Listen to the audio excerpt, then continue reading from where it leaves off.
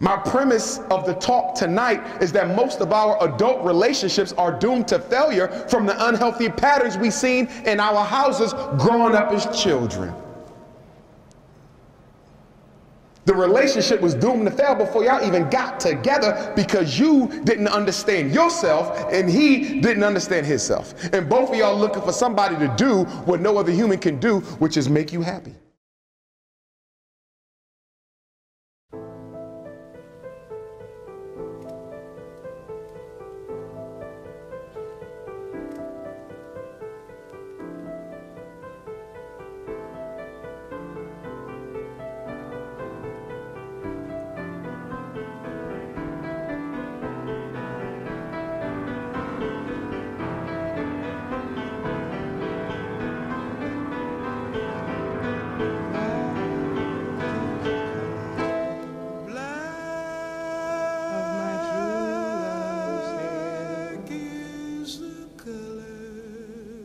His face so soft and wondrous fair,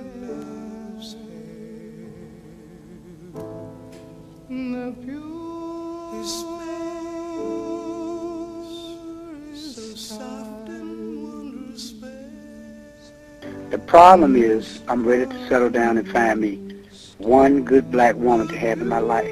But it looks like they're hard as hell to find because all I see out here is a lot of black women rejecting good black dudes left and right all over the place. Are there no good black men left? What did we do wrong? What did we do wrong? What we did wrong was carrying your behind for the last 50 years.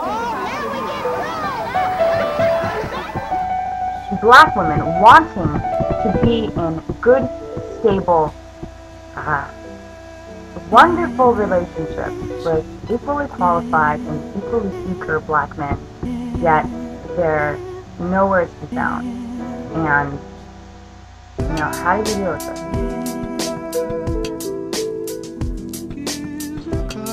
It is so difficult for black women to find and develop a happy and successful relationship, not because there's anything wrong with them, but because of the racism and the marginalization and the oppression that black men receive in this society becomes a risk factor for many of us not being viable companions for many of you. We lie to each other. That's why the black divorce rate is so high. That's why the American divorce rate is so high. Everyone's lying. We're not telling people what's wrong with us so they can make an honest assessment of whether or not they can deal with our dark side. It's not about not being with you because you have a dark side. Everybody married to somebody is dealing with someone who has a dark side, a shadow, a part of them that needs to be worked on.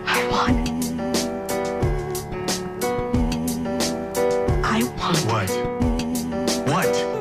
What do you want, Olivia? I want painful, difficult, devastating, life-changing, extraordinary love. Don't you want that too? Love is not supposed to be painful or devastating. Love isn't supposed to hurt, Liv.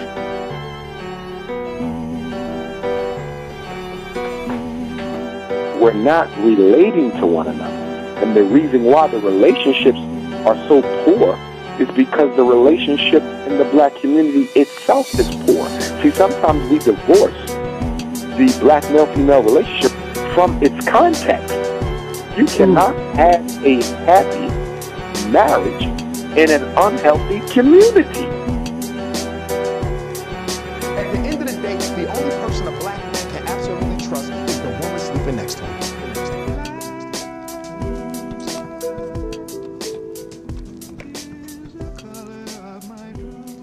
A couple years ago, Steve Harvey wrote a book. And the book was very popular. And a friend of mine who I interned with sent me the book.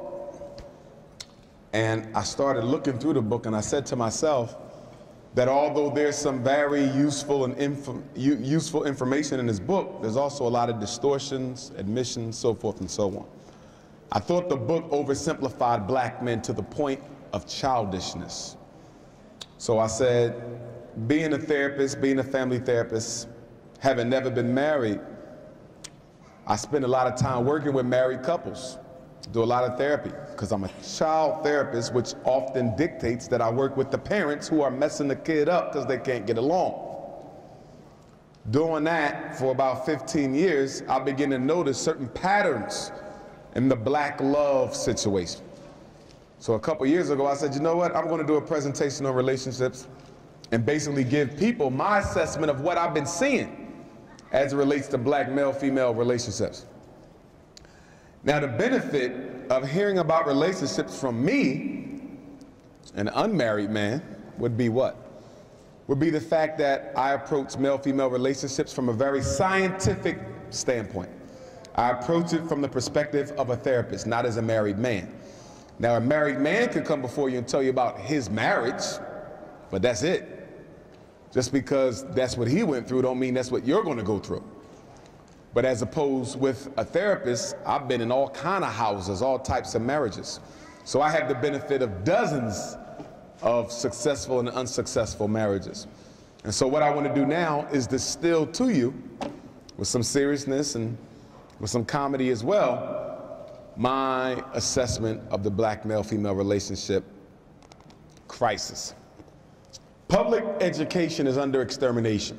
There will be no public school in the next 30 years. Why? Because they no longer need black workers in order for the American economy to function. They no longer need black workers in order for the American economy to function. That's why you see public schools shutting down all across the country. Have they closed any down here? Not yet? Okay, it's coming. They're getting rid of the schools because they don't need black people no more. Prison is for black people, and they can get illegal immigrants to do the other work. So there's no need for school anymore. Not for us. We was brought here to serve, we're no longer needed, and so now they're looking for strategies to get rid of black people and lock them up. So build your own schools and make your own economy, or we're going to be exterminated. It's really just that simple. Now, relationships. Why do relationships fail? Number one, self-hatred.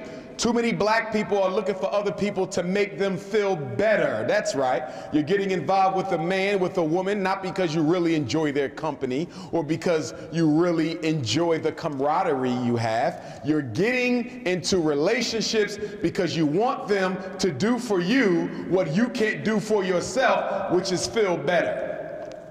A lot of us are trying to find somebody else to do what? Make us like us. Depression, misery, and loneliness is sending you out into the relationship world. Not because you're looking for someone else whose happiness and life vision and destiny you want to support. That's not why you get into a relationship. You're getting into a relationship because you got needs and you want them to fill them. In other words, many of our relationships today are quid pro quos. I'm getting in this relationship under the agreement that you're going to be able to put me in Oprah Winfrey's house.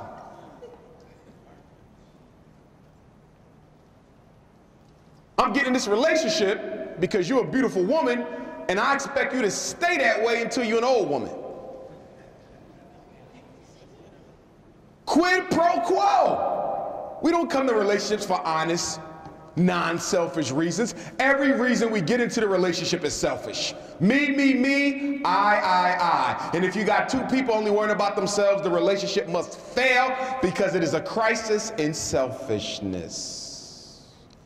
Unhappy people coming together looking for happiness. How can two unhappy people make a healthy relationship? You coming with baggage, she coming with baggage. Kaboom.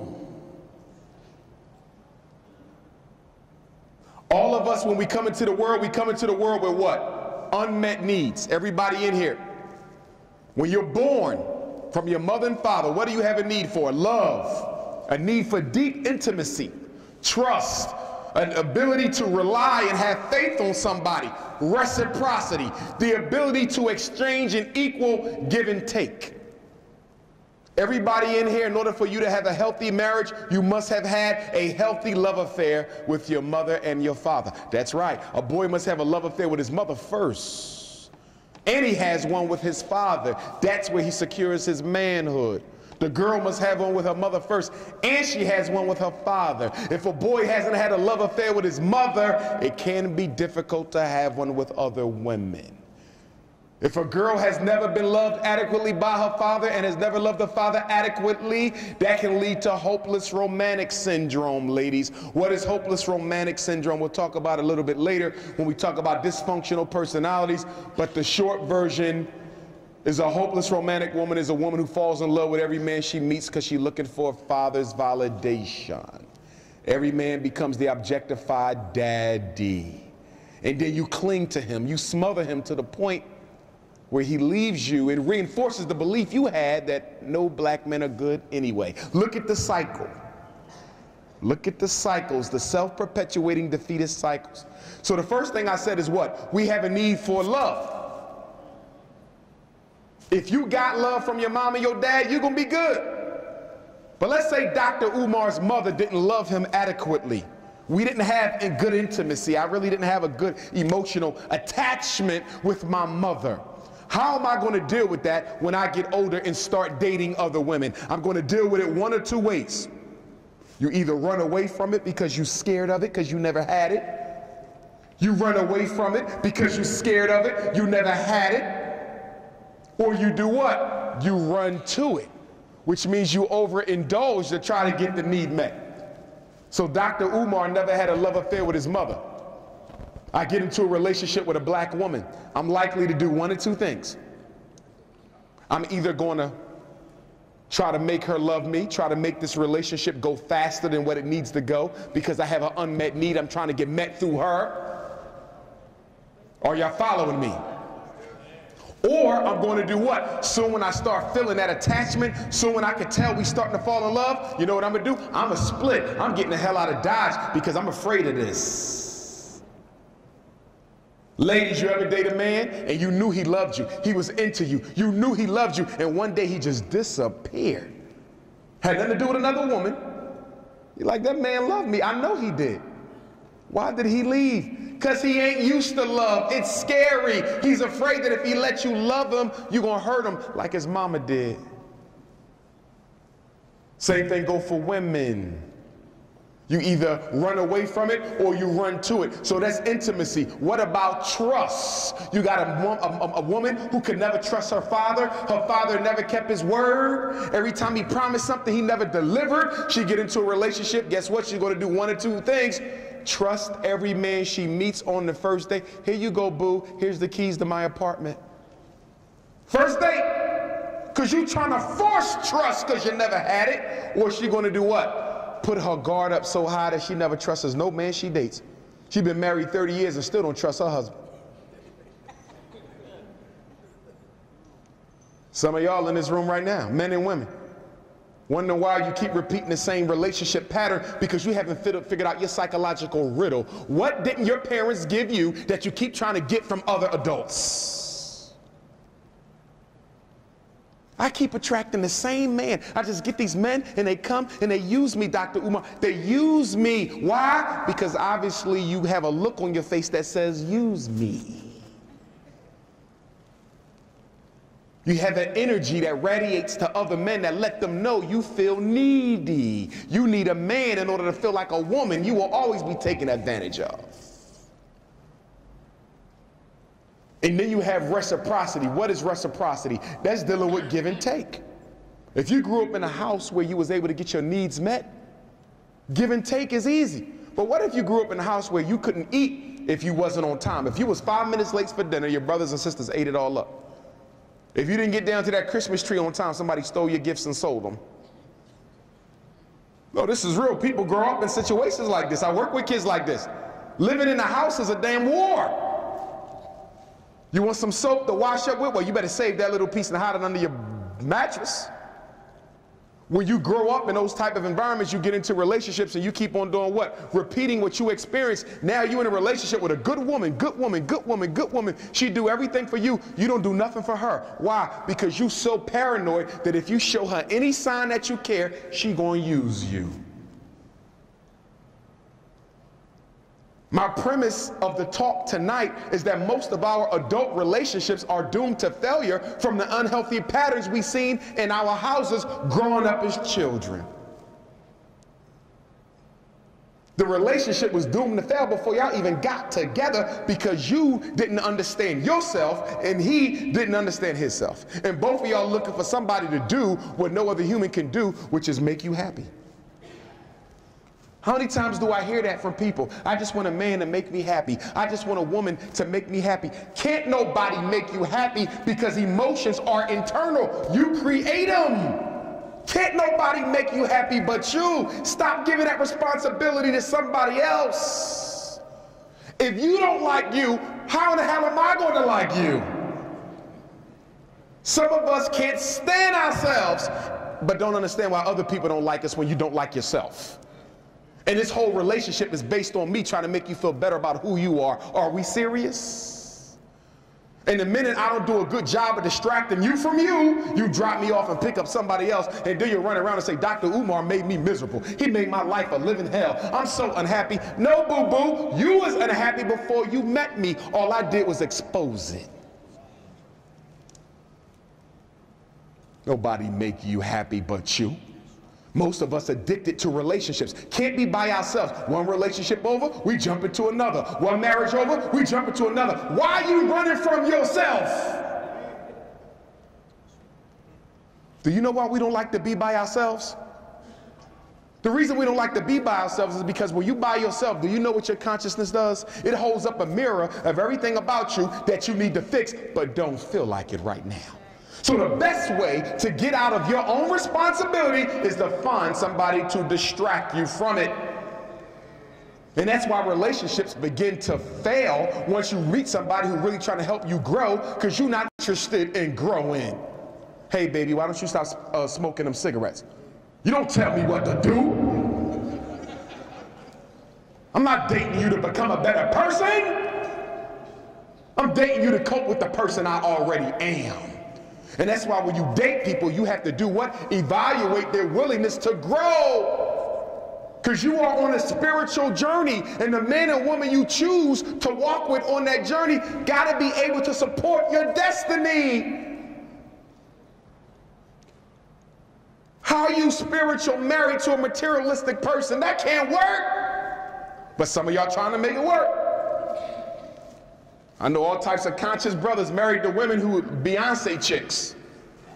Talking about some, Dr. Umar, she raising my daughter with weaves and perms and blonde hair, but you knew that when you met her. Why are you trying to make her something she ain't? You can't change nobody.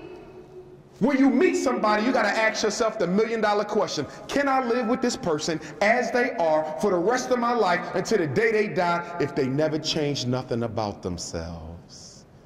Can you say, yes, I can tolerate him forever? Yes, I can tolerate her forever? Or do you just like most of what you see, but not all of what you see, and you fail to recognize that problems don't disappear, they only get worse?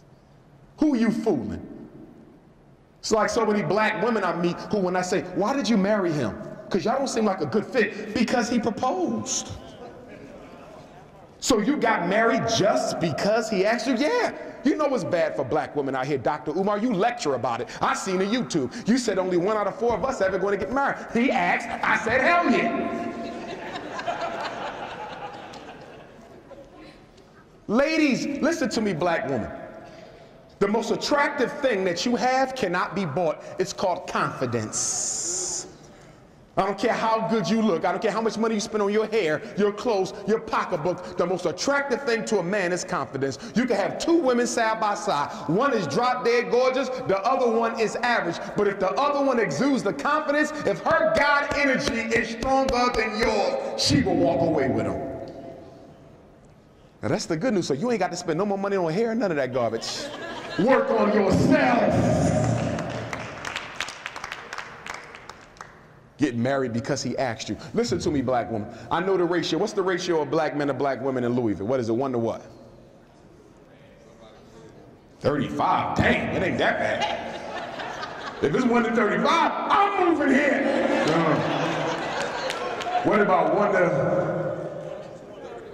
1 to 20? 1 to 3, I don't think it's that good. 1 to 9? 1 to 8? Let's say 1 to 8. Listen to me, black woman. So you say I'm 1 out of 8 possible wives? I gotta be desperate to make sure I get one. Wrong. First of all, let's look at that 8 women. You 1 of 8, right? 3 of them crazy as hell. So now you 1 of 5. Okay? 1 of them is confused. So she ain't into men. Now you 1 of 4. 1 of them married. Now you 1 of 3. In other words, it ain't as bad as you look. Once you take out the crazies and everybody else, you're only dealing with like 1 to 3. And who gets the 1 if they're 1 to 3? The one with the confidence and who got something to bring to the table. Ladies, never appear desperate. Like my sisters, when you get into your 30s, sisters who get to their 30s, they start looking at the biological clock. I'm 33, just got my master's, I ain't got no kids, but I gotta get married first. Brothers know what I'm talking about. You ever went out with a sister like in her mid-30s with no kids? That date like a track race. For the kid, I gotta be married by next summer, engaged by the following summer. I need to have my first. Damn, you don't even know my last name. Sister, don't be pushy. Be natural. Never appear desperate. Desperate is not attractive. I'm telling you. And whether you're a man or a woman, never tell people that you stand for certain principles you ain't gonna keep. Oh, we good for that. We good for that. I don't give out no cookies until I've been with a man for a year. And then you done gave them out. Be quiet. If the oven is baking, what you lying for? You like to let that steam out.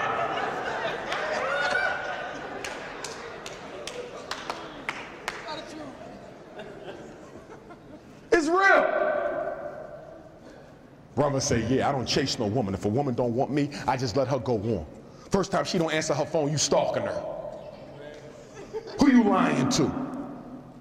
We got to be real. And then a lot of us get married for materialism. Oh, my wife is a lawyer. She make over $150,000. So that don't mean you're going to be happy. My husband is an engineer. He's the chief of his firm. And since when did money make people happy? Look at Hollywood. They crazy as hell. Don't no money make nobody happy.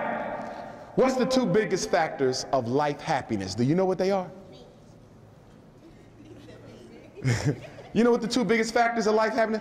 It ain't got nothing to do with how good your wife look, how much money your husband will make. The 2 biggest factors of life happiness is, do you love what you do for a living? And do you love who you spending your life with? So you mean the fact that you working on your law degree ain't got nothing to do with how happy you're gonna be? No, it might make your ass miserable when you're done. Do you like what you do? When you get up and go to work, do you like that? And if you don't like your job, do you have something you do after work that gives your life some meaning? And do you love who you spending your life with? Oh, I married her because she got pregnant. I grew up in the church. And now you're miserable. You got to choose your husband patiently. You got to choose your wife patiently. Love doesn't have to be rushed. It can wait. And we got to stop getting married just because we love people. That is not enough. Love is an emotion. It can change. Why did you marry her? I loved her. But y'all had nothing in common. See, you got to have values in common. Not surface stuff. I'm a psychologist, she's a psychologist.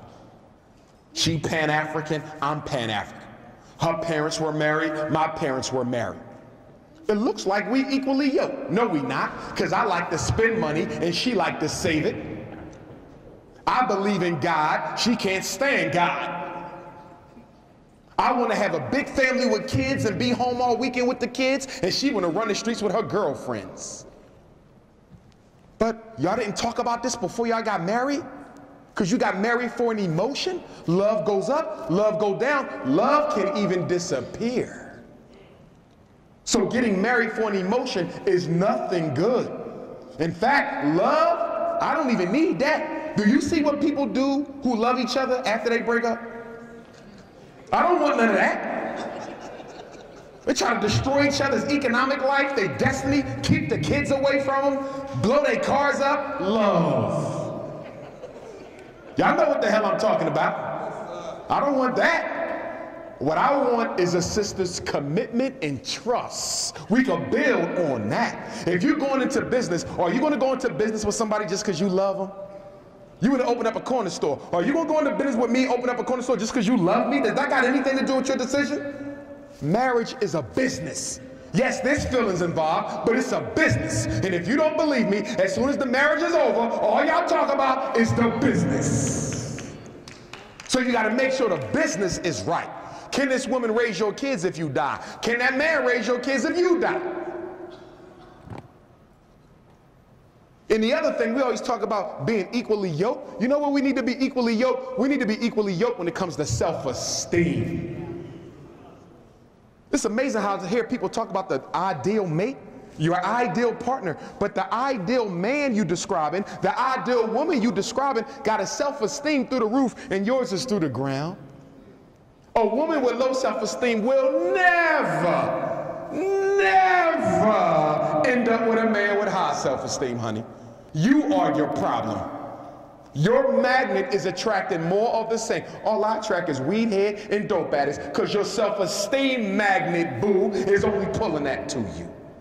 Your ideal mate might be up there, but you don't think the world of yourself. So if you don't think the world of yourself, how are you going to pull a partner who thinks the world of himself? Like attracts like. Brother with low self-esteem, sister with high self-esteem, all he can do for her is be her personal slave and assistant. You ever see people never want to be around a partner they with? They'll come to an event like this and never go by each other the whole time. Get away from him. Some of y'all hearing that. You over there, he over that side. Because you don't like them. But you don't like yourself either, so you need them around to distract you. They serve a purpose of keeping your miserable ass from functioning on your miserable ass. Yes! Do couples counsel? You can look at the two couples, you can see why they came together. He had a need for a woman who worshiped him, and she had a need for a man to tell her what to do. Sometimes two unhealthy people can have a happy relationship because they both sick and they know it. Yes. Yes. And then we got to talk about post-traumatic relationship disorder. This is important. I made this up. This is my word. Don't steal it. It's mine. Do you know what post-traumatic relationship disorder is? This is after you get out of one relationship, you don't take time to heal yourself, and you go run into another one. Hallelujah. Who's guilty of that? Show of hands. Oh, you actually put your hands up. Okay, bless you. No, it happens to all of us, right? Post-traumatic relationship disorder. I was in love with her. We lived together for 4, 5 years. We broke up last week, and I'm already out at the club trying to find a new queen this week. That woman is a rebound. Why am I not taking time to heal? If you was with somebody that closely, that means y'all spirits became one. Y'all was a unit. So if y'all breaking up, them spirits got to detach. That takes some time. Now you say, how long does it take to get over one relationship before I start looking for another person? That's a very personal question, but at least a season. If you've been married 30 years, this might take you a few years. You live with that man for 2 years, sister, it might take you 6 months to get over that because y'all was attached. You just don't move on. And then people say dumb stuff like, there's no better way to get over an old person than to find you a new one. Wrong. Having a new person only distracts you from the fact that you're still in love with them. Fellas, you ever date a woman and she ain't seen her baby dad for 10 years because he was locked up, and then all of a sudden he got out, and y'all went to a Dr. Umar lecture and he was there? And you could feel her oven just heating up, and she ready to cook a cookie? You're like, man, this woman's still in love with that dude. Yes, because she never resolved that. All she did was moved on to you. Ladies, the same thing happened with y'all. He ain't done with her. Out of sight ain't out of mind, because once they come back, they're going to pick right up where they left off.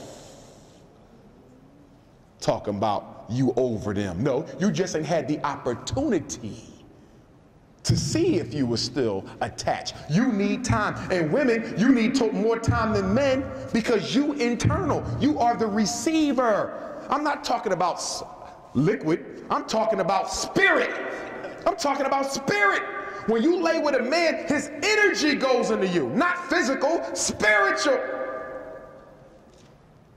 Sister say, well, I'm a polyandrous. I got 4 husbands. Really? So you got the energies of 4 sick-ass brothers swimming in your womb, and you wonder why you're so miserable.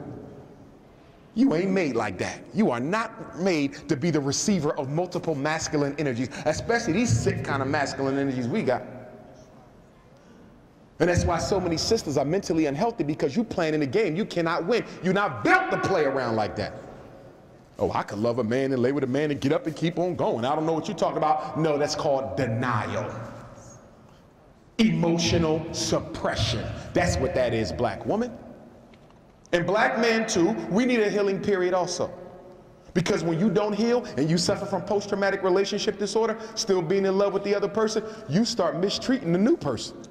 You start projecting on them stuff they didn't even do yet because of what the last person did, because you still traumatized. Get over yourself. You need time. Spiritual evolution is about solitude.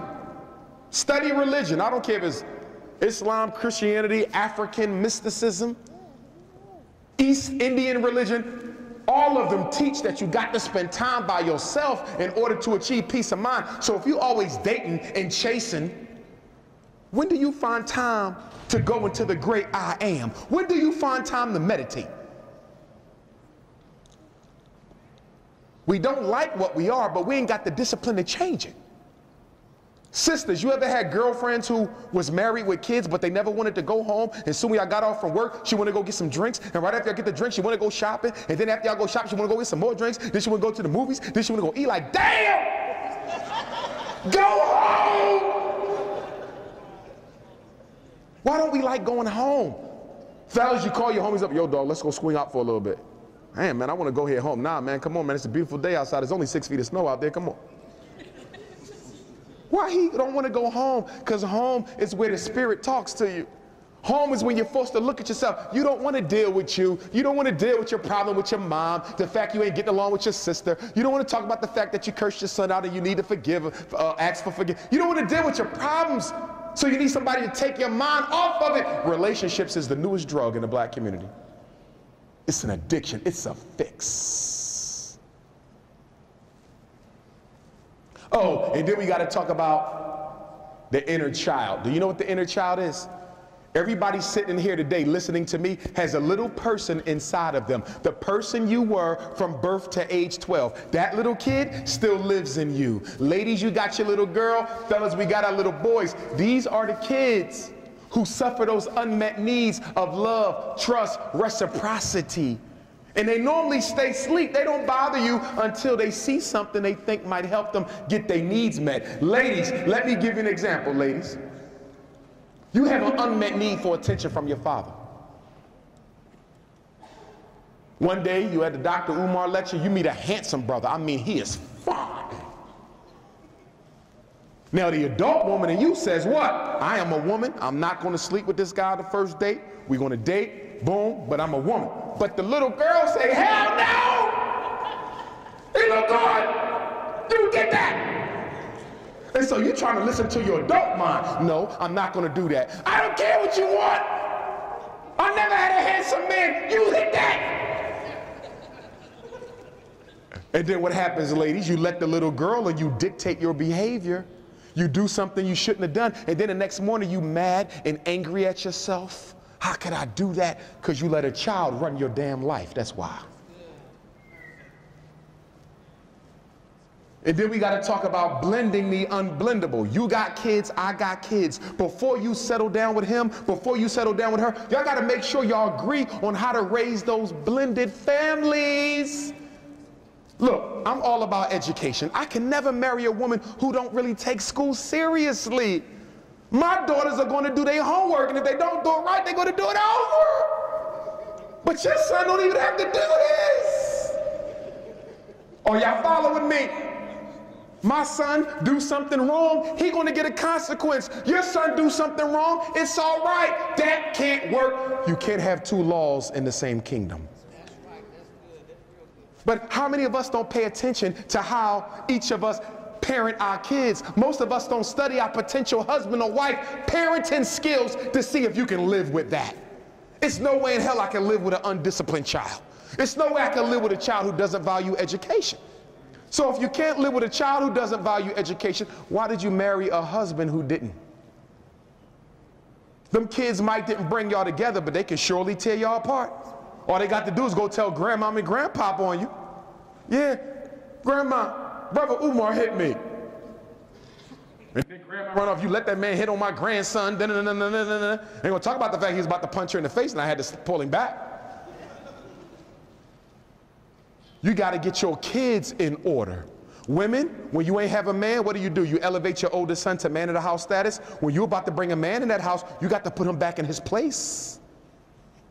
Because some of y'all sons will be walking around, I need to talk to him. 8 years old, I need to talk to him.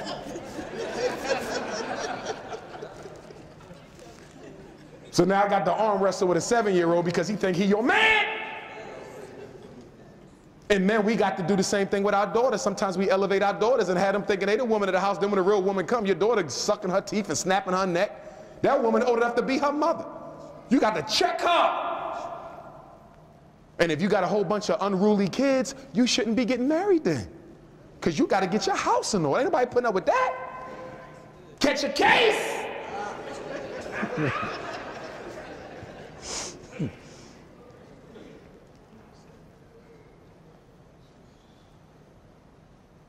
And then you marry somebody with addictions?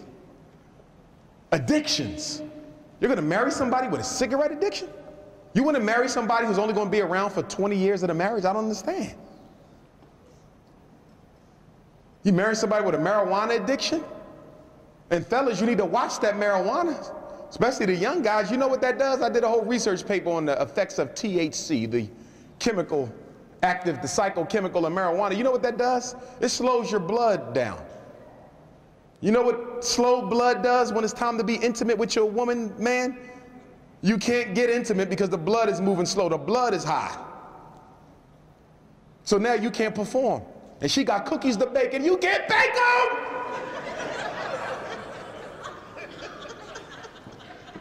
And then some of you women get mad at the man. You the one who was feeding him the weed. You made him impotent. You. These are the things we got to talk about. And then we're not honest with each other when we date. We lie. We show each other the best parts of ourselves. You notice that? You ever see somebody they've been dating for 10 years and then they moved in together and they broke up the second week they lived together? Broke up the second week they was married. How did that happen when y'all was together for 10 years? Because when they was together for 10 years, that was all a front. That wasn't the real people. When do we normally show our partners the real self? When somebody gets pregnant, we get engaged, we move in together, or we get married. Now, what is it about pregnancy, engagement, cohabitation, and marriage that brings out the worst? It's not that it brings out the worst, it brings out the real you. See, when a man gets a woman pregnant, we drop our ego. We stop faking. Because we say, we got to pay for this. The hell with faking, I'm going to be me. Woman get married, she got the ring on her finger.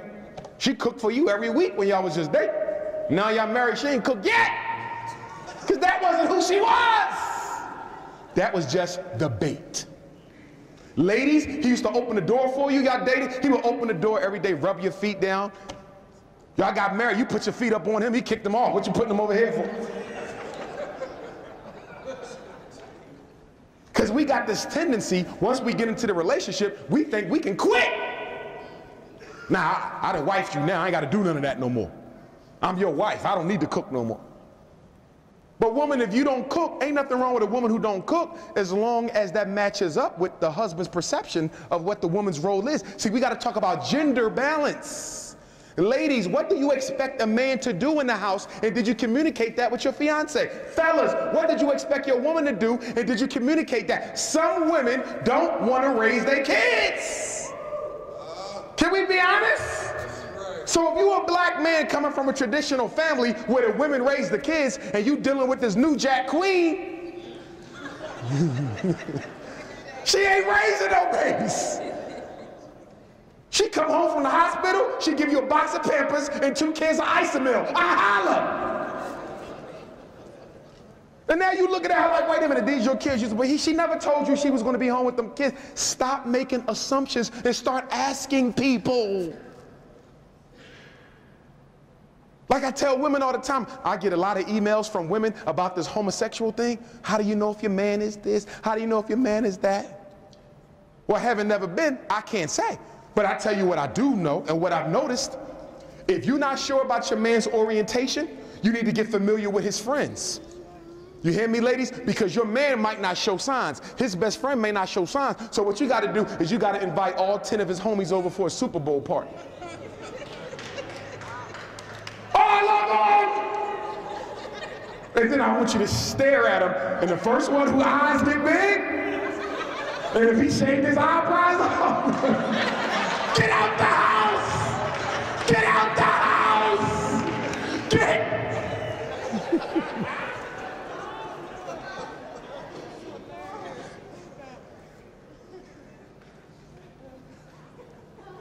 Because if he flaming, somebody in his social group will flame. He gonna float right up your steps. You ain't gonna even know he came in. Invite the group!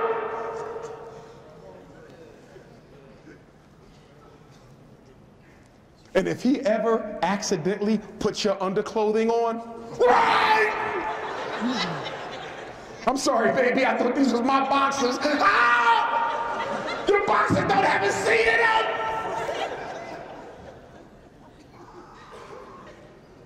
And you gotta watch the jokes that they make.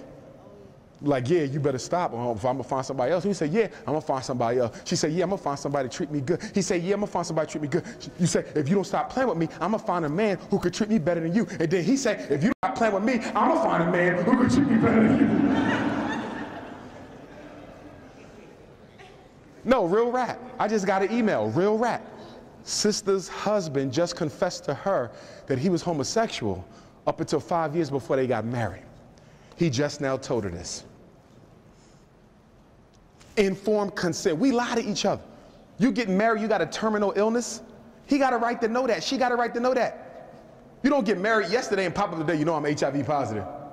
You don't do stuff like this. You got to be honest. Stop dropping your dirty luggage, because you know you got spiritual vampires in Louisville, right? You know what a spiritual vampire is? These are men and women who look like regular people, but they not.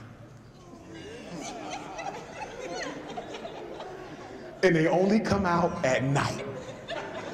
They be at the clubs, in the Umar lectures, when the sun is down. And then you meet them and you start talking to them, and everything be going well for a while, male and female. And then after a couple weeks, they just start showing you a nasty ass side you never knew they had. And they start bringing up their problems and dropping all their baggage on your step. You go over their house, the house get dark even if it's light outside. Then they start growing teeth and they suck your spiritual energy. You never dated nobody where every time you was around them you felt drained? You like, damn, every time I come around you, I took my multivitamins and everything, but every time I come around you drain me! And then your friends be looking at you like, girl, you don't look good. You like, you done had 3 birthdays since last week. Because you're dating a spiritual vampire. Fellas, same thing with fellas. You got that woman, she always complaining. She just zapping your energy. You came home happy, baby, I got a raise today. I didn't. Don't you get caught with no spiritual vampire. But some of us like that. Some of us think we were brought here by God to fix other people's problems. A glutton for punishment. Raise your hand. Who in here like to fix other people? You ain't even fixed your damn self yet. But you would have fixed. Stop it. That's not your job. That's a person who don't think they worthy of happiness. So they're always dating people who make them unhappy. Fix yourself. You cannot change nobody. If he couldn't change himself, how you going to change him, sister? That's crazy. These are the things that we need to be thinking about. And if you don't feel like dating one person at a time, then say that. Women are very uncomfortable about saying that, and I understand why. Fellas are uncomfortable about saying it, and I know why, because you know if you say that, you might not get no cookies. So you lie too, and then after you get a cookie, then you want to be honest after the cookie. Well, you know I see more than one woman. You should have told her that up front. You got more than one woman? If that's your thing, you ain't wrong for that, but she got a right to choose whether she want to be part of a polygamous arrangement. You got brothers married to one woman, he just show up with the next wife one night. This your co-wife, honey. Damn! 10 months pregnant? You don't just drop it off on no sister like that. And don't forget, you got sexually transmitted diseases off the wazoo. Gonorrhea, chlamydia, AIDS, herpes. You don't get rid of herpes? Y'all better be careful out here. Elders too. I just met an elder brother, man. He got herpes, man. Had nothing his whole life. Got with some woman, got herpes. You got to protect yourself out here. Crabs? You too damn old to be getting crabs. That's 16, 17. How you 39 with life? You grown. I'm a grown person. These are the things you got to talk. Some people don't like washing up every day. No, this is real. I got an email from a sister about her husband. She said, Dr. Umar, he only washes up twice a week. And I asked her why. He said, because he don't really see a need to waste that water. Y'all laughing? This is real rap. I got an email from a brother 2 months ago. No, this is real. I'm gonna do a whole book on my email questions. Brother said, Dr. Umar, my wife has a certain perfume that is not pleasing. This is real. I'm not making this up. He said, what should I do? Excuse you, tell her. Do you want everybody in the neighborhood to smell her? You tell her. Well, I don't know how to tell her. Be direct. You need some incense.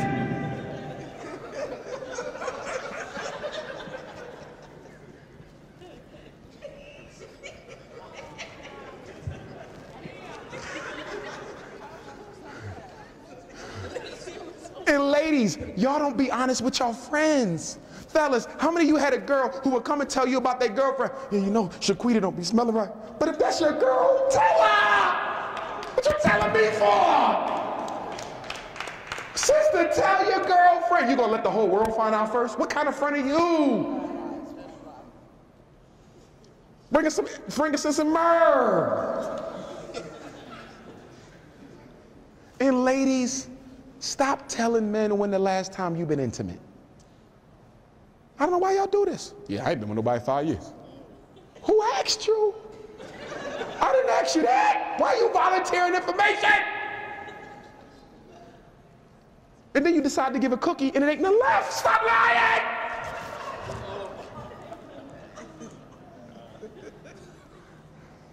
5 years, really? Well, 5 minutes. And then we got to stop introducing romance too soon. You know why? Because before you got intimate, you could objectively evaluate whether or not this was a good person for you. You could see with both eyes.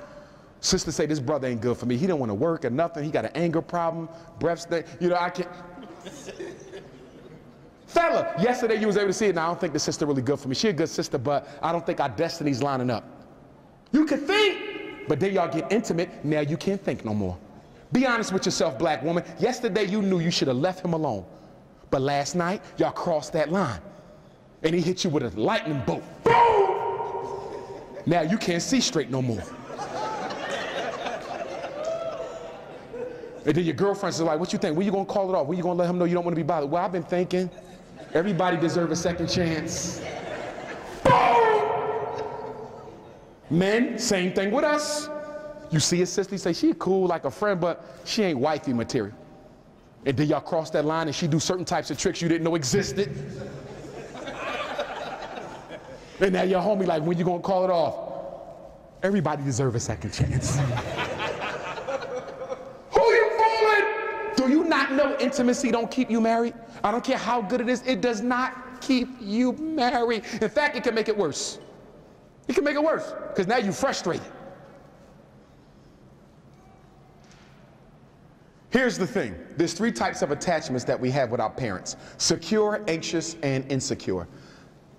95% of the people in this room, the type of attachment you had with your parents in your childhood up to age 12 is predictive of the type of relationship attachments you have now. If you came from parents where you had a secure attachment, you're probably in a secure relationship right now, or soon to be. But if you had an anxious attachment where you wasn't sure if you can trust them, you're probably anxious now in your relationships. And if you had an insecure relationship with your parents, you probably have an insecure one now. Go back into your childhood and fix out yourself. We don't want to go back into that history.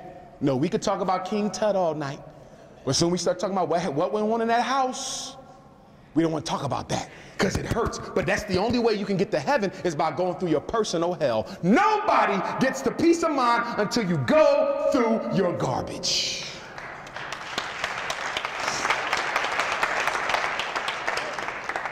Remember I talked about unmet needs? These are the 4 major unmet needs. Love. If you never got love, you will either what? Be emotional unavailable, afraid to let somebody love you, or you will be emotionally dependent, falling in love with everybody you meet. Security and attachment, you're either going to be physically unavailable or you're going to smother your partner to death. Show of hands, who dating somebody who smothers the hell out of you? You need an oxygen tank when you wake up. You got to link yourself up because they don't want to get the hell away from you. Can I go to the store by myself, please? See, some of y'all can't raise your hand because the smotherer is right next to you looking at you with a... I wish you would raise your hand. I'll cut you. You're like, damn, I can't get away with my homies. Why she always gotta come? I can't go out with my girlfriends. Why he always gotta come? He's a smotherer because he never had that secure attachment, so he got to follow you around everywhere you go like an overgrown baby. Why are you putting up with that? Oh, you don't want to be alone, so you'll put up with anybody you're not happy with because you don't like yourself more than you don't like that relationship. And then we got people who got trust issues, so they never trust you or trust you on the first date. Here go my social security number in case you need it. Begging to be used. And then the 4th type, reciprocity. These people who never had healthy give and take in childhood home will either become stingy as hell or they will use you to death. Ladies, you ever date a man, you did everything for that man, his birthday came around, you bought him a nice birthday cake, took care of his kids, your birthday came around, and you got an e-card. E-card. You spent $300 on him, and you got an e-card. And some of y'all laughing because you're guilty. When you date somebody, you got to ask yourself, do they have the ability to love you? Do they have the ability to trust you? Do they have the ability to reciprocate? And do they have the ability to attach? I run into a lot of black women who meet some good brothers, good men, but the men were hurt in a previous relationship, so they got a big prison around their heart. So the woman is like, I love this man, but he won't let me love him. And then what is my question to you, sister? Can you live with him as he is if he never changed until the day you die? And your answer is no. But because he's the best thing you found, you try to accommodate yourself to him, and it never works. You cannot cheat spirit. You cannot. And then some of us rush. Fellas, we get into marriages. Women, we get into marriages with people who was good, but it really wasn't what we was looking for. And what happens? Right after you get married, you run into the man of your damn dreams. And now you scratching your head like, uh-oh. I made a commitment to God, but I'm feeling his energy. Fellas, I made a commitment to God, but that's the one. She was the one. Too late, you rushed. If you ain't content with what you got, what the hell you taking it home for? Some of us make better decisions with our cars and our hair than we do in relationships. You go buy a car, you want to test drive the car, you want to see the damn Carfax. You married his ass, you ain't seen no facts. These are the values. If somebody like to save and somebody like to spend, there's going to be a problem. Somebody like hanging with the family, somebody like hanging with the friends, there's going to be a problem. Somebody like baking cookies every night and somebody only want to bake them once a year. Now, I've never been married, but ladies, I've been hearing from married men that once y'all get married, the oven gets shut down. Don't you deny him his God-given rights. Because it's women in Louisville who would love the bacon cookie. Shake and bake. And then you got religious activity versus inactivity. That's really important, especially for spiritual people. I got a brother right now, his wife got the white Jesus on the wall and won't take it down because she said that been in her family for 200 years. I said, yeah, so has slavery, honey. Burn that shit. Okay? Burn it! You don't bring no white Christ in my house. Some of y'all still got white Jesus. Raise your hand. Damn, white Jesus in the house. And then some of y'all got the black version looking like Lionel Richie. Stop!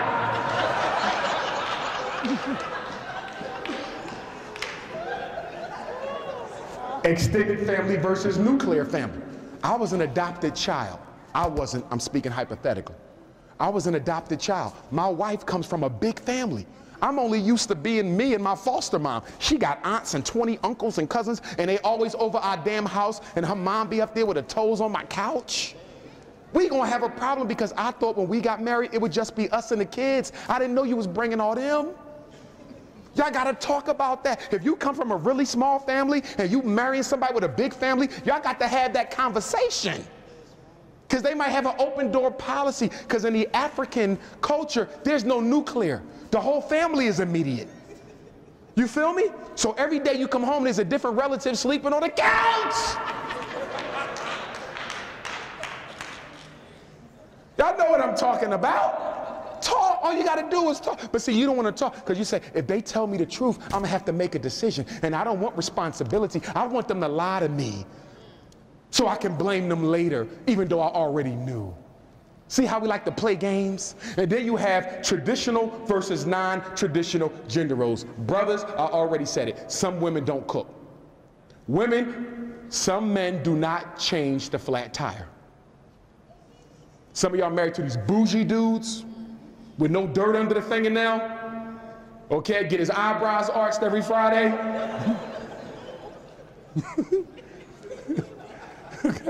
So you, hey baby, I broke down. I'm on the interstate. Can you come get me here? Sure. He shows up, gives you the jack, and say, call me when you get back on the road. By the way, do you want my coat? Because it's chilly. Some men don't take the trash out. I'm being honest. They expect a woman to take the trash out because their mother always took their trash out. You got to study the relationship that the man has with his mother. And even if it's healthy, you got to make sure that it's not sick. Are y'all following me? He may love his mother to death, but if it is an unhealthy thing where she has turned him into a damn overgrown boy, you don't want him. His mother still comes over his house and cleans and washes his clothes, and he's 35? You don't want no man like that. Fellas, you got to do the same thing. You dating a woman, and every time y'all have a problem, she call her father up, Daddy, Johnny's yelling. I tell her and her father where to go. You got to make sure, because some people got that relationship with their parents where they tell them all their business. Some people got that relationship with their girlfriends where they tell them all their business. Ladies, that's a big pet peeve amongst men. One of the biggest complaints I hear from black men is black women who cannot hold a damn secret. I had a situation not too long ago. The brother confessed to his wife that he was molested. She told her best friend, who told her best friend. You got to know how to be quiet. At the end of the day, the only person a black man can absolutely trust is the woman sleeping next to him. Ladies, you got to be able to hold your man's confidence. Everything ain't to be shared. And fellas, we got to do the same thing, because some of us could run our mouths too much. Keep the business in the home. Then you got to talk to the kids and make sure they're not telling the business, because some of y'all kids tell everybody. Mommy and Daddy were fighting. Now, what I want to do now I'm going to skip through some of this. Oh, I got to say something. This is very important. Listen to me. News alert, news alert, news alert. We have a growing population of black men and black women who are into the self-stimulation thing. European sex. Y'all know what I'm talking about. Ladies, toys, gadgets, things. Fellas, Jack and the Johnson. Listen to me well. No, listen. Psychologically, if you self-stimulate, ladies with toys, fellas with yourself, if you do that too much to the point of addiction, do you know what happens? Your brain begins to rewire itself and will only respond to that type of a climax. So now you are with your husband and you're enjoying the intimacy, but it's not pleasing you to that point, and you're getting frustrated because you don't understand how something so good cannot take you to the next level because you messed yourself up with all that self-stimulation. Fellas, the same thing. You want to keep on beating Billy? One day, you get married, and Billy don't respond to the most beautiful woman in Louisville, and you are frustrated, like, how can this be? She is the bomb, small waist, boom, boom, pow. But guess what? Billy don't respond because you done beat him to death.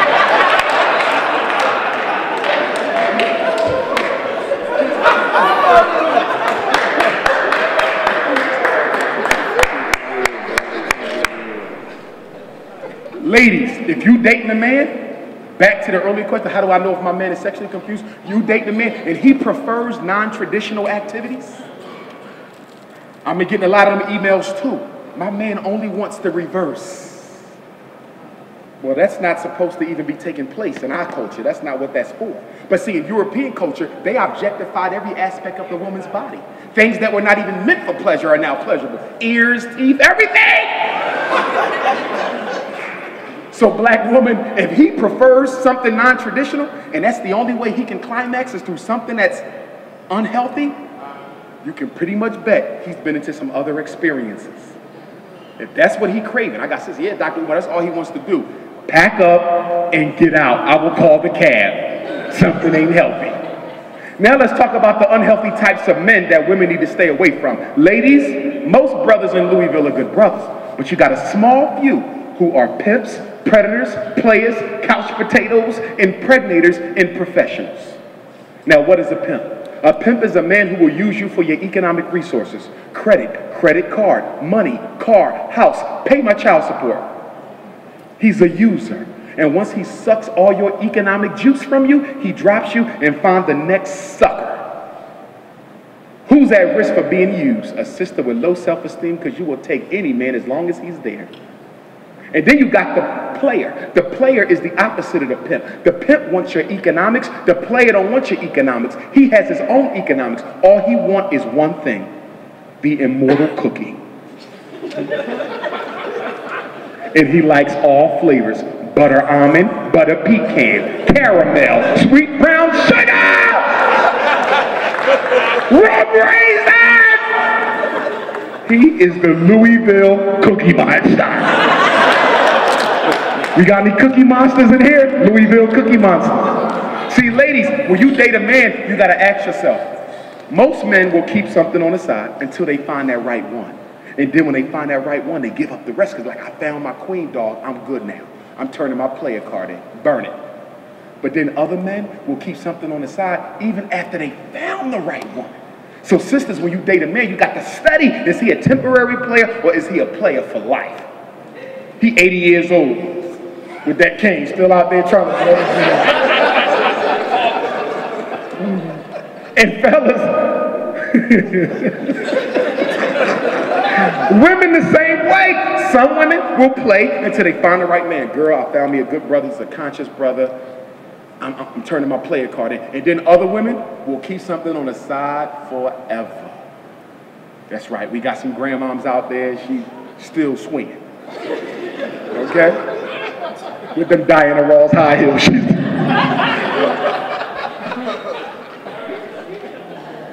And then we got the predator. The predator is the most dangerous man, black woman. Do you know who he is? Domestic violence. This is the man who knows how to make you feel like a queen until he separates you from your family and all your friends. Why you got to keep going to church with your mom every Sunday? Tell your mom you got a man now. You need to be home with me. Why you got to go out with your girlfriends every weekend? Tell them you got a man now. You should be home with me. He make you feel guilty about having relationships. And then once he gets you to yourself, he starts what? Verbally attacking you. Why don't you find something to do? You look like you're gaining too much weight. Why don't you get another job? He start beating you down verbally, like, what's going on? And then he start throwing stuff around the house, knocking stuff down. Girl, smacking stuff down. One day you come home and there's holes in the wall, and you like, why is my house got all these holes? Was there a drive-by? No, I was practicing. And then one day, that infamous smack comes. Black woman, I'm going to tell you, as a brother and as a psychologist, if he hits you once, he will hit you again. Because the tendency to hit a woman is not something you just think of in the moment. It is a seed that's been planted in the subconscious. He probably grew up in a house where that's where the men in the family control their women. He probably grew up in a house where the mother got beat. That is an intergenerational sickness. And you got to know when to pack the bags. But some of y'all make excuses. This is my husband. And I took an oath before the Lord. Do you think the Lord wanted you to get your head bashed in? We have kids together. I don't want to take my kids from their father. Oh, really? So if you stay in that relationship and he ends up killing you and then he goes to jail, the kids will be in foster care because you didn't know how to walk away from an unhappy situation. Well, look at this big house he brought me. He take care of me. Look at the car I drive. Oh, so materialism is more important than your health. Oh, you want your son to see his mother getting beat up, so when he grow up, he could beat his women up. Is that what we're doing? No, you want your daughter to see her mom getting beat up, so when she grows up, she'll accept domestic abuse. Ladies, get out of the situation. If you don't want to get a divorce, make him get family therapy and personal therapy. But he got a problem. And it ain't your problem. And too many black women are suffering in silence because they don't want to turn their baby daddies in, because in most states, domestic violence is a felony. He already got one strike. You don't want to give him a second. And you don't want to look your kids in the face and say, I'm the reason your daddy doing 10 years. So I understand, black woman. I'm not going to tell you to call the cops, but you got to get the hell out of that situation. Most black women in America who are killed by the men who are supposed to love them. Y'all got to know when enough is enough. Y'all see these stories. Well, he shot his girlfriend and shot himself. That ain't just white folks no more. Black folks crazy too now. Some of y'all see writing on the wall, but y'all don't want to read it. You went out with him on the first date and you knew something was wrong because he never blunked. He said, baby, we at the restaurant, the wind blowing, and he just keeps staring at me. And you went out again with him anyway because you was lonely. It's better to be miserable by yourself than to be miserable with somebody else. And then we got to talk about the couch potato. This is a spoiled black man. His mother spoiled him. His mother turned him into an overgrown little boy, and he's looking for a woman who's going to be just like his mother. He ain't going to work. He wants you to work. He ain't going to clean. He wants you to clean. He don't want to go pick up the kids' report cards. He wants you to do it because his mother told him he was so special that he should have to do nothing but breathe. And so you come home from work and he's sitting on your couch with your remote control, with your robe, your do-rag, your flip-flops. And got a nerve to ask you what you cooking for dinner when his ass been home all day. And some of y'all go for it. Because a woman with low self-esteem want a man who don't work because she ain't got to worry about him leaving the house. And if he don't leave the house, can't nobody take him from her.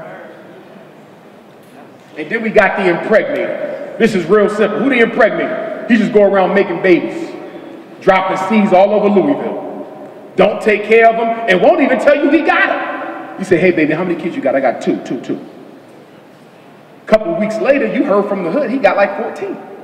You said, wait a minute, baby, you told me you had 2 kids. He said, no, baby, I said I had too many to tell you about.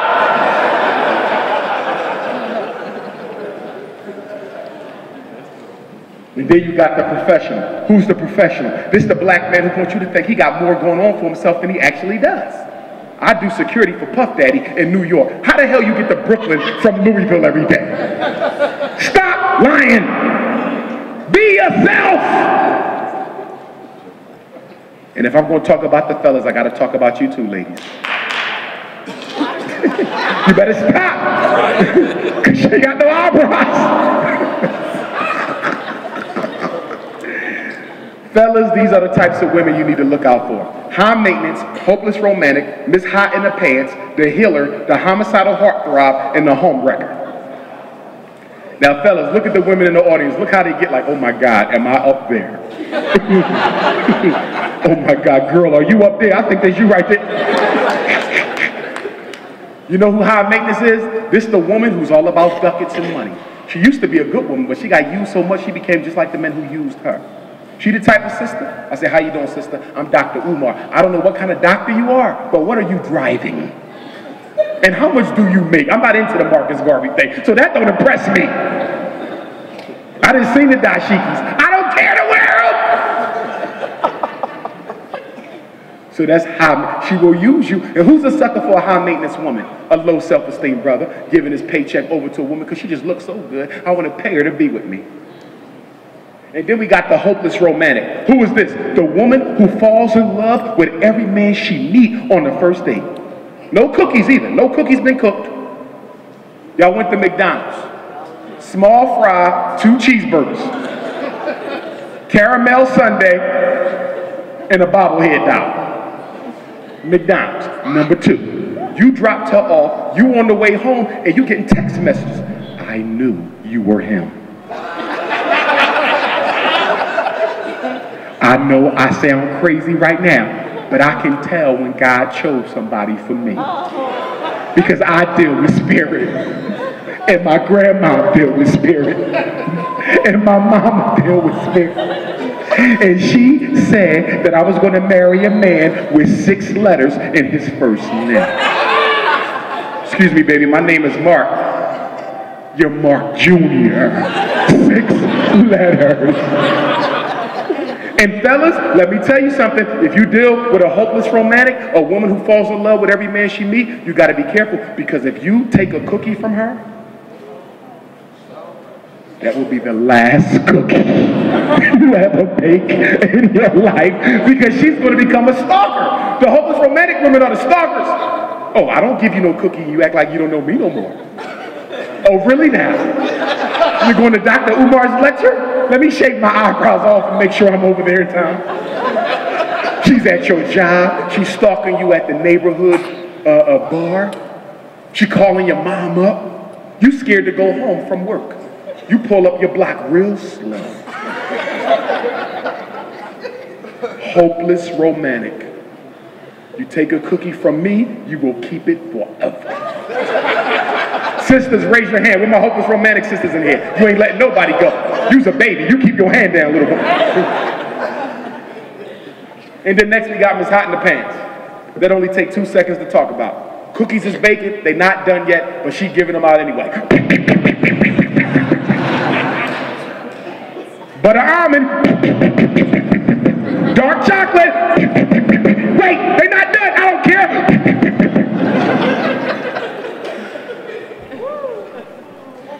And then we got the healer. These tend to be sisters above the age of 40, but they can be beneath the age of 40. These are normally women who have been dating for a while and they have given up because they have not found what they're looking for. And the reason why they haven't found what they're looking for isn't because there's anything wrong with them. It's because they keep looking in the wrong damn places. You're never going to find anything different if all you're doing is picking up men at the bar, at the football game, at the swap meet. You got to meet them somewhere else for a change. So many women think something wrong with them when the problem is where you're looking. So you know what a lot of women do? They say, look, I'm not going to find what I want, so I'm going to make what I want. I'm going to pick up any brother I find, and I have a crystal ball, and I'm going to rub my invisible crystal ball, and I'm going to turn him into the next president of the United States. He might have been homeless for 20 years. He might have been in and out of the joint, but with my powers, I can fix him. Ladies, where my healers at? Then your son come home, mommy, why is Mr. Johnny in your bed? Baby, Mr. Johnny fell on hard times. I didn't ask you that. Why is he in this house? Because I feel sorry for Mr. Johnny. Do you know Mr. Johnny used to be President Obama's assistant? Mama, Mr. Johnny older than President Obama. Ladies, you cannot change a man. Stop thinking you can change a man. I'm going to stop him from doing this. I'm going to make him do... No! Decide whether you can live with what you found or walk away. Stop trying to be a healer. Your crystal ball doesn't work, especially my elder sisters. Elder sisters are good for trying to be a healer. You can't change nobody. You dating a man, he's 75, he's still wearing an Allen Iverson jersey with cornrows in his head at 75. And now he got a bald spot so the cornrow don't go all the way back. It's stop it, then you gotta start it again.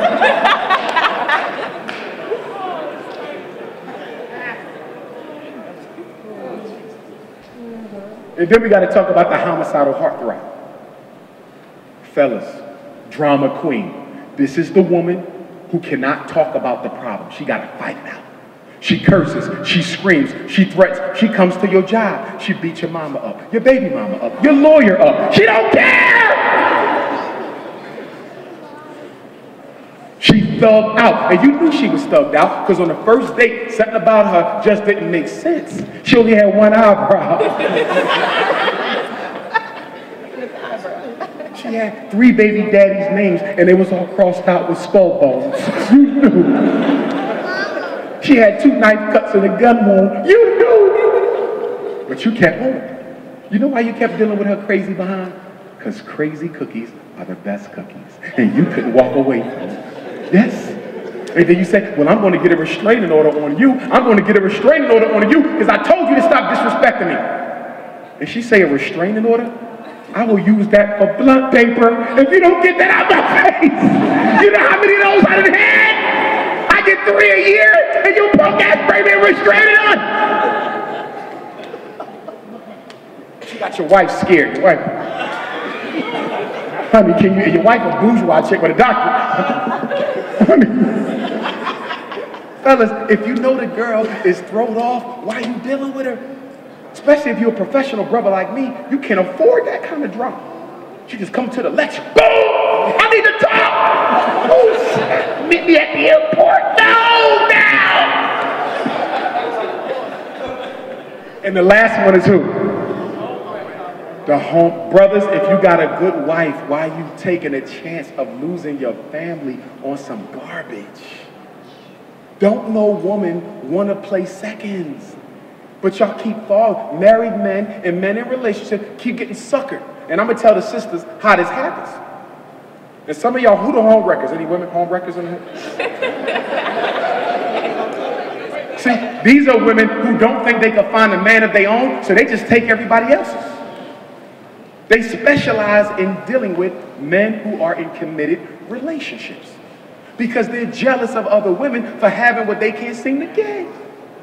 And it starts off real easy, don't it, fellas? She say, look, I know you're in a relationship and I respect you. In fact, that's what I find attractive about you. A married brother, 2 kids. I just want a little bit of time. I'm not going to harm that. That's my sister. I just need my time. So the first year, you give her time. And then the second year, she says some more time. And you say, I can't keep giving you more. I told you I was married. Don't start that crazy stuff. And then she said, when you leaving her for me? Whoa. We never discussed that. I know, but that was before I cooked 3 cookies. When you coming home? You say, I'm not leaving my wife for you. You change your phone number. Don't call me no more. She can't. You change your email. You thought it was that simple, didn't you? Next day you come home, she in your house with your wife talking about you. And how you took her here and took her there and things you did with her. And all your bags is packed. And your son in the hallway looking at you like you are the dumbest father. Fellas, the woman is only going to tell you she don't mind being a side woman so she could get a foothold in. But once she get the foothold in, she's going to kick the door open. And if you try to shut the door, she's going to do what? She's going to blackmail you. You can never win dealing with a woman because she's jealous of the fact that your wife got a husband. She ain't going to stop. What black woman you know is going to settle for being the secret? Black women talk too much to be a secret. And they don't like each other on top of it. Your wife look 50 times better than her. She got 1 eye and you think she ain't gonna tell nobody.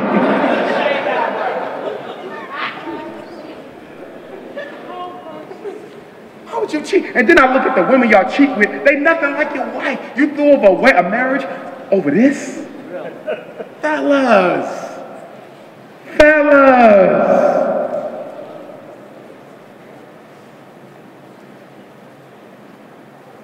Now we come to the last slide, and we're gonna wrap it up.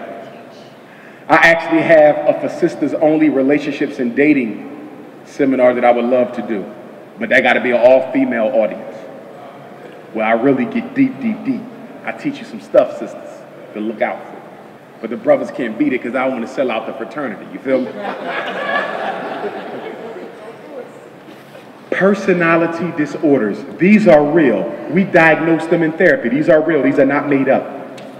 According to the scientific research, a person with a personality disorder has the least chance of getting married and staying married. So as I go through these personality disorders, I ask you, are you married to somebody with a personality disorder? Are you about to get married to somebody with a personality disorder? Are you the one with the personality disorder? Y'all ready? These are real. Pay attention. Dependent personality disorder. This is a man or a woman who don't feel like they can stand on their own 2 feet. They're like an overgrown child who always needs somebody with them. They need you to go with them when they go to the store. They need you to go with them when they go to the doctors. They need you to go with them to pick up a report card. They can't do nothing by themselves. They are dependent on you to walk them through life. You ever felt smothered in a relationship? If you ever felt smothered in a relationship, you probably was dealing with a man or a woman who had a dependent personality disorder. They never grew the hell up. These are real, and they cannot be fixed. A person with one of these will have them for the rest of their life. And where do these come from? Your family of origin, your childhood, who you were by the age of 12. The next one, schizoid. These are people who don't like to be touched. They don't want to hold hands in public. Don't get too close to me. After y'all get intimate, he gets up and go in his own room and lock the door. He don't want to hold you through the night. No, I need my space. You ever date somebody like that? Don't get too close to me. You only my wife. These are real people, spiritual vampires waiting for you tonight at the club. What club we going to tonight? I'm going clubbing in Louisville. Where? I don't club. No, I can't go there. I heard drop out. Next, borderline personality disorder. Fellas, you ever deal with a woman who you couldn't tell whether she was happy or sad? Y'all driving, at this stoplight she happy. Y'all talking, Dr. Umar was funny. And then the next light she crying, I don't want to live! You're like, damn, what happened? We just went from the block, damn it, one block! A person with borderline is normally women. It can be men, but it's normally a female disorder. These are people who cannot regulate their emotions at all. They go from happy to sad in 2 seconds. It's very close to bipolar, but it's not bipolar, but they're very similar. And let's deal with bipolar, because that's not a personality disorder, but some of y'all got that. Bipolar is manic depressive. That's somebody who goes from motivated and excited to sad and I don't want to live anymore. If you're dealing with somebody who's bipolar, you're going to be a nervous damn wreck because you cannot predict what they're going to do. Then you have obsessive compulsive personality. Woo! Fellas, you ever date a woman? So when you walk in her house, take them shoes up to the closet. You sit on her couch, sit on the plastic. You go get some water, you left water in the sink, wipe it out with the napkins. You ain't allowed to do nothing in her house but stand. Ladies, if you have OCD, you cannot keep a man. No man can be with a woman who is constantly complaining about how unperfect things are. Men can be OCD, but it's mostly women. You are possessive about perfection. You see one piece of dirt on the floor and you go off. This is somebody who thinks they're going to catch the flu, so they wash their hands every 5 minutes, and now their hands is bleeding. And you like, baby, your hands is bleeding. No, baby, the flu's going around. You better wash yours until they bleed. No eyebrows. You better wash it.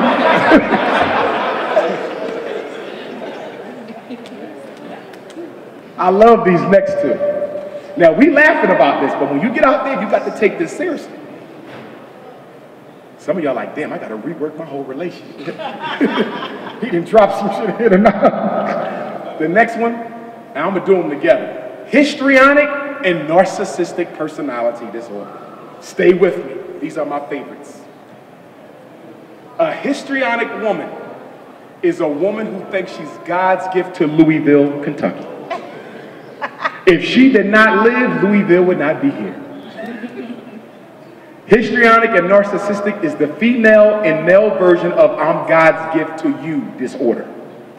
You ever dated a histrionic woman, black man? This is a woman who can never get enough attention from you. She got to get attention from other men. There's just not enough attention in Louisville to go around. Whenever y'all go out, she dresses so provocatively that even if the lights go out, people can see it. You're like, baby, we only going to pick up our son's report card dress. We're not going to the damn Grammys. What are you wearing? She got this long ass dress like a wedding going to the report cards.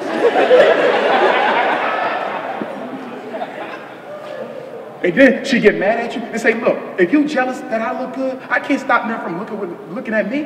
I'm going to look good with anything I wear. Okay, you don't like what I wear? You go in my closet. And then you go in the closet and it's like 100 fluorescent colored mini skirts. So it's like, damn, just come on, let's just go. Because everything she buys is provocative. Cleavage is all out. Now, I work in schools.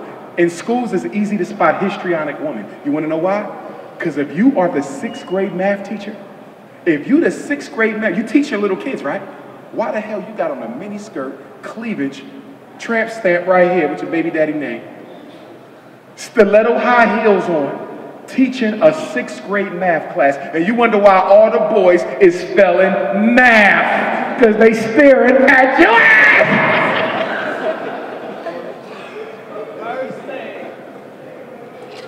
And the thing about it, teachers could dress how they want, because most union rules, you cannot give the teachers a dress code. Did y'all know that? That's why they can dress just like the students, because in most unions, the teachers do not have a dress code. So if they want to wear a mini skirt, they can wear a mini skirt. If they want their baby daddy tattoo sticking out, they can do that too. That's right. Now, the sick thing about it is, why does a 35-year-old teacher want to entice 13-year-old boys? Okay? And sometimes fellas do it. They'll want to entice 13-year-old girls and come to class with one of them tight muscle shirts on. He don't know it's played out. He thought it was cute.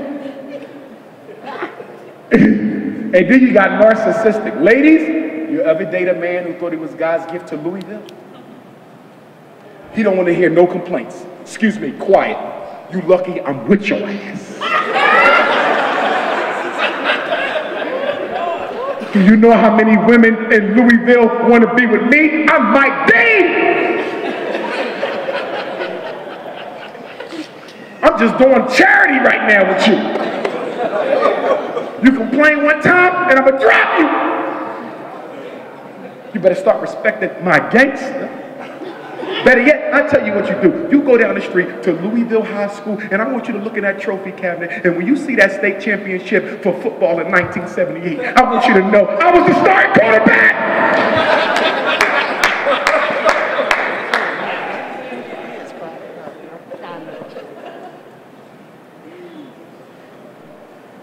That's my picture with Lionel Richie at the state championships. And you like, you played out ass dude. Ain't nothing special about you. Ladies, why would you marry a man who's a narcissist? Now let me clarify. Some of y'all think y'all dating men who are narcissists. They're not. They're fake narcissists. A true narcissist and a fake narcissist ain't the same. A true narcissist is a man who really does have an elevated level of self-worship. A fake narcissist is a man who really got low self-esteem, but he likes to make you think he's God's gift. Are y'all following me, ladies? There's a difference. Are you dating a fake-ass narcissist or a real one? Okay. And then we got to talk about antisocial personality disorder. 3 more, then we're going to wrap. See, I want y'all to think. See, when y'all go home tonight, some of y'all ain't going to be the same after this. No, sir. I done seen like 10 of y'all bite all y'all nails off since we've been here.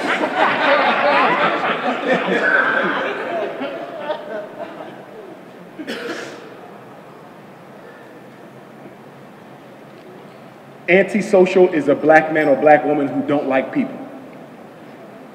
They don't like people. This is normally men, but it can be women. Ladies, you ever date a man who nobody in your family liked him? None of your girlfriends liked him. You're losing family because nobody likes him. You cannot take him to a baby shower because there will be a fight. You cannot take him to a birthday party. You can't take him to the family reunion because he's too disrespectful. Your uncles will jump him. He goes to the family reunion, your grandmom see him. You know how grandma, hey baby, you look like you thirsty. Did I say I was thirsty? Now his lips is dry as hell, they bleed. Do I look like I'm thirsty? Did I say I needed some water? Do these looks look bad? I don't need no chapstick. I was the starting quarterback.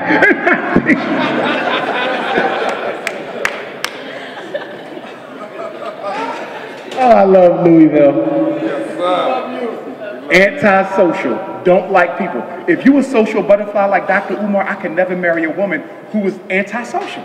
I like to be around people. I'm at lectures, and then she's sitting over there looking at all the women in the audience like,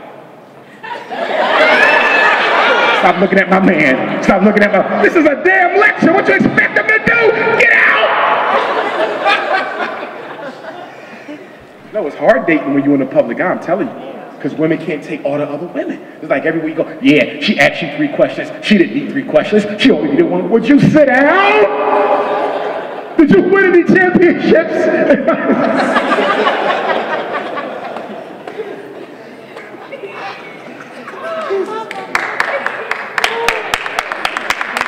And then we got depressive personality disorder. Oh my God. Have you ever dated or was married to somebody who is always sad for no damn reason? You come home, you had a good day. Hey baby, what is it? Damn, you take them to their favorite, they like Beyonce. You take your woman to the Beyonce concert. Everybody dancing. Then you look at her, I thought it would be better than this. Ladies, you threw him a surprise birthday party. You invited all his friends from college, high school, everybody. He shows up. What is this about? It's your birthday party. I preferred to be alone this year. Show of hands. Who's dealing with people like that right now? Always miserable for no damn reason. They are spiritual vampires. You better be careful. I couldn't date a woman like that. I used to date one in college, and I left her there. She was always sad. I'm telling you, we could go to a comedy. She would not crack a smile. You take them to invite you to meet your parents. It's just always droopy-eyed. She's so sad that in 5 minutes, everybody in the house be sad.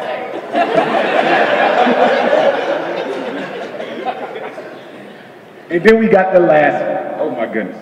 And then I'm going to say one thing on polygamy, and then we'll end it up. Schizotypical. Some people are born weirdos.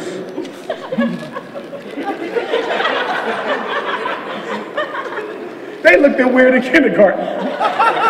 They was weird in 5th grade. even when they won the state championship.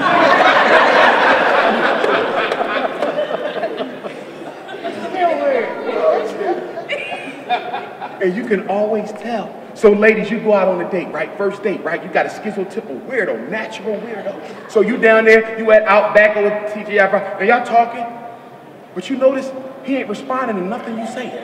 And so then you eating your salad, you getting your salad on, your salad almost done. You look at him, he ain't touch his, and then he like this. And then you say, what's wrong, baby? You don't eat the salad? I just rather watch you eat it. And he like, oh my God, I think he's crazy. But because you ain't been out on a date in a long time and he looked kind of cute, you just kind of tolerate it. So then y'all be dating for a while, no cookies, just date. So then one day you invite him over. No cookies, but y'all share the same bed, right? But no cookies. So you know you go to sleep, y'all sleep, everything's cool. You know how 3 o'clock in the morning you roll over to get your stretch on? So you roll over in your bed and you don't feel nothing in it. So you say to yourself, where is he? So then you peek, you know, you don't want to let him know you woke because you don't know if he's having a crazy fit. So you peek and you say, okay, the bathroom light is off. Then you peek in the hallway and you say, okay, the hallway light is off too. Where is this nigga? So then all of a sudden you feel something breathing from above.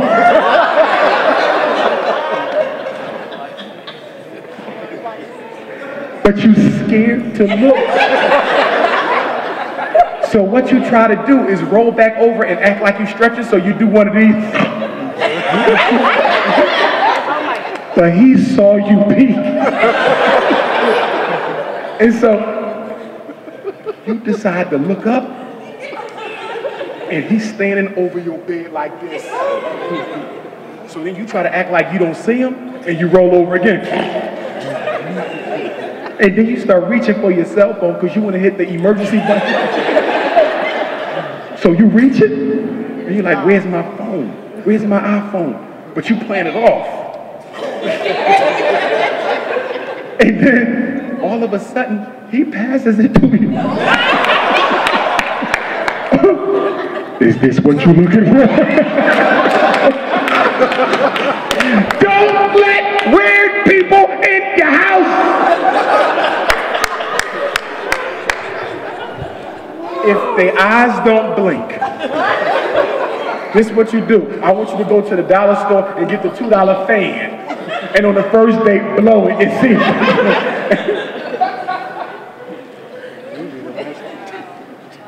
Last word on polygamy. Some men prefer more than one woman. I'm going to have 2 wives. I am. That's me. So don't flirt with me if you don't want to be a co-wife. But I'm honest about it. Because I believe I should double up.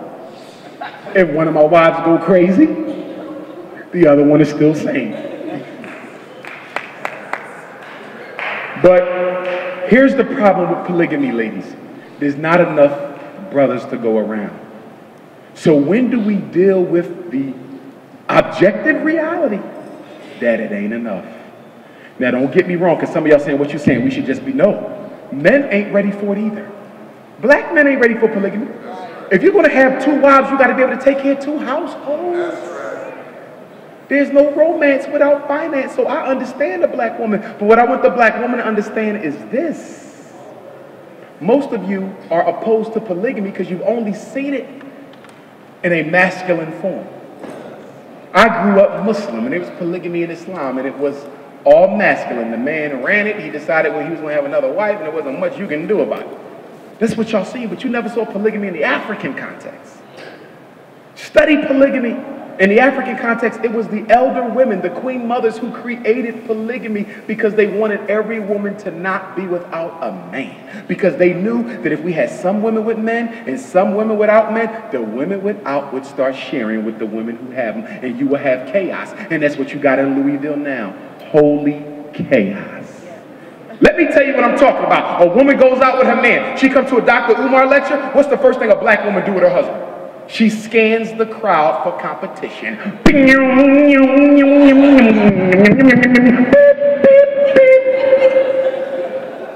And the whole rest of the night, she ain't feeling comfortable because she sees something over there that look good, and she know he like women who look good. So now she don't feel comfortable because she know that this is a room full of women without men who looking for men. And so you know what it does? It erodes the sisterhood. One of the biggest issues amongst black women is the competition for so few black men. I see it in therapy all the time. Cousins, sisters even. Conflict because it ain't enough. Do we need polygamy forever? No. Once we fix our problems, we can go back to one man, one woman. You don't need polygamy if you got an equal number of men and women. But right now, we at war, and we got all these single mothers raising all these kids on their own. They need a man in that damn house. Now, a lot of you women here, You can afford to be with one man because you look good and you got it going on. But what about your sisters who ain't got your education? What about your sisters who ain't got your job? What about the women in the projects who got 5 or 6 kids and would love to share a man because they want one? See, we got to look at the community. Now, it's not natural for a woman to want to share her husband. Who wants to share their husband? You don't do it because you want to. You do it because the community needs you to. But fellas, we got to get our act right first. We can't do it tomorrow. I don't want nobody going out here and say, Umar said all the men can have 2 wives. No, because black men, let's be honest, we have sexually objectified our women. Like the slave master did. Exactly. And until we de-objectify black women, we cannot do no polygamy. So we got years before we can do something like this. But I think black women need to have a conference by themselves where y'all have that conversation. Last thing I want to say. If I was in charge of polygamy in Louisville, this is how it would work. We would have 16 couples, married couples, 16 women, 16 men, husband and wife. Everybody was married for at least 20 years, happily married, they're all elders. Dr. Umar wants a wife, I gotta go amongst the 16 elders, couples, and apply for a wife. And they interview me, they see if I'm ready, and then I have to go to a mandatory manhood training program. Oh yes, look at the brothers, I ain't say all that shit, okay? And then after I go through the program, they say, okay, you can have your first wife. So all the women are organized, so we know who need a husband and who's looking for one. So they say, okay, Dr. Umar, your first wife can come from the A group. The A group of women who've never been married. No kids, no nothing, they gorgeous, they fine, they the ones every man dream about marrying. But you only get one, black man. When you're ready for your second wife, and you can only have a second wife after you've been married to the first wife for 3 to 5 years, because we got to make sure you know what the hell you're doing first. There is no 2 at the same time. There's 1 and 1 later. So then you come back for your second wife. The elders say, okay, we're going to give you another wife. They talk to the first wife, talk to the kids. They say you get a second wife, and then guess what happens? You get a wife from the B group. These are sisters who might have been divorced. These are sisters who got a little bit of baggage, but it ain't much. They still got it going on. They might got a couple kids, but they got it going on. So you get your second wife from the B group. So then a couple years go by, and you say, I'm really liking this. So then you go to the elders again for your third wife. So they say, okay, you check out. You got enough money. You can take care of it. Your 2 wives are happy. We're going to give you a third wife, and she's going to come from the C group. Now, C means be a little bit more careful this time around. Now, women in the C group got a little bit more baggage. Some of them can't have kids at all. Some of them got permanent STDs. Some of them got terminal illnesses. They got some baggage. But if you claim to be taking on a third wife for the sake of the community, then you're going to take on one who needs a husband, not necessarily what you want. See, black men, a lot of us think that if we're going to have more than one wife, we're just going to take all the good-looking women in Louisville with no kids and leave all the other women. It don't work like that. Under a true polygamous arrangement, a woman with 10 kids and no education has just as much chance of getting married as the best-looking queen in Louisville. It must be equitable for all the women, not just the good-looking sisters. So then, in my system, you only get 4 wives. So I go for my last wife. They say, okay, you get your 4th wife. She coming from the D list.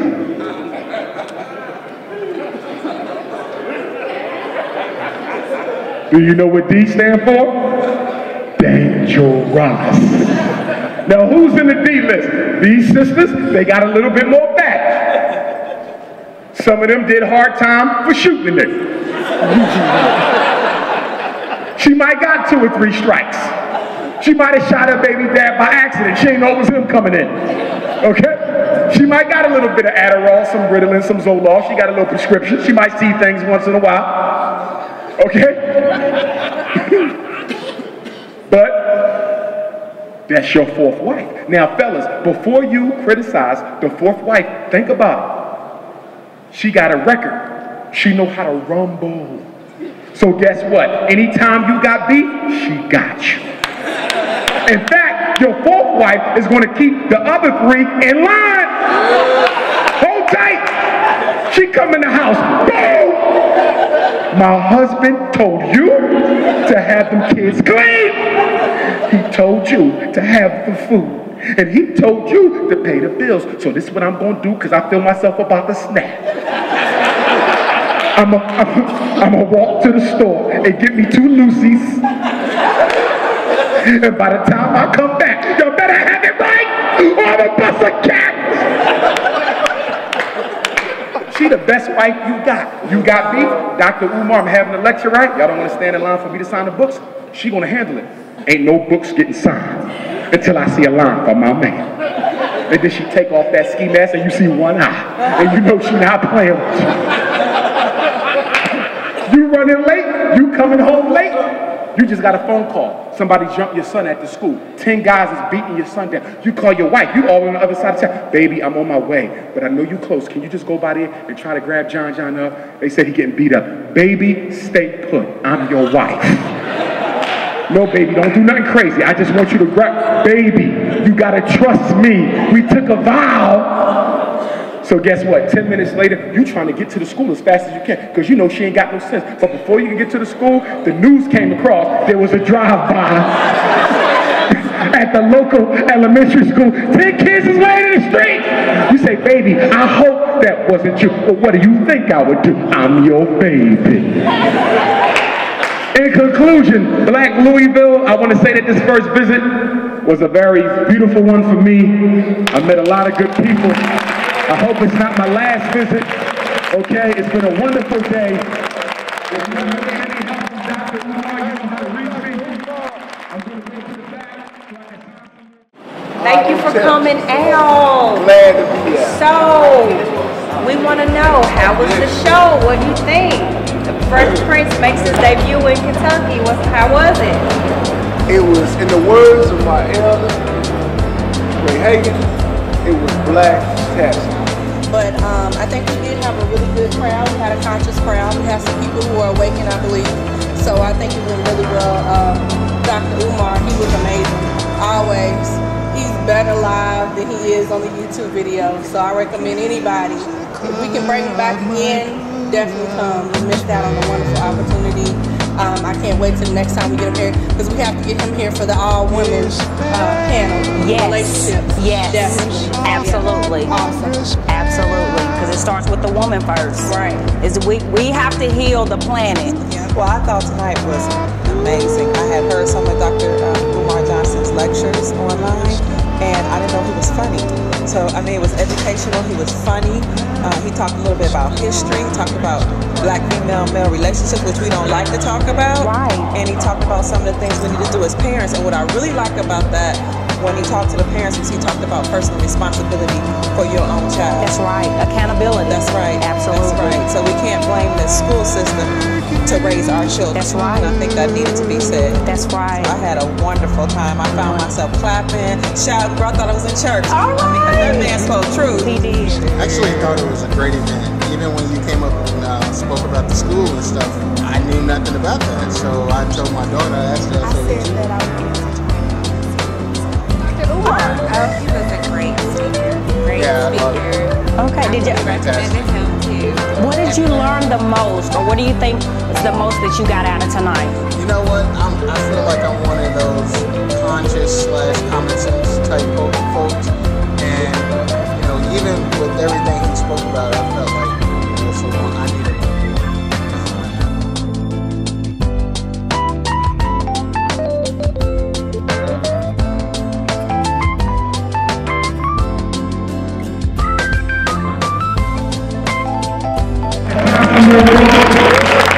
DVDs, whatever you need. But I love y'all, and I look to be back soon. And I'll leave you with one quote from the Honorable Marcus Messiah Garvey, who said, "Without confidence in self, you are twice defeated in the race of life. With confidence, you have won even before you have started."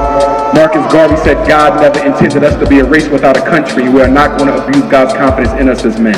Last thing, Marcus Garvey was once asked, "Are you an African or are you a Jamaican? Are you an African or are you a Jamaican? Are you an African or are you a Jamaican?" And in response to that question, His Excellency Marcus Messiah Garvey said, "I would never, ever, ever, ever give up a continent or an island. I am an African, yesterday, today, and for all time." Ashe, ashe, ashe. Give it up for Dr. Umar Johnson. We definitely got to bring him back. Thanks for coming out. We can do a little networking, but we got to get ready to get out of here. peace. The website www.meetkentucky.org should be coming up pretty soon. We should be having another festival, something like this.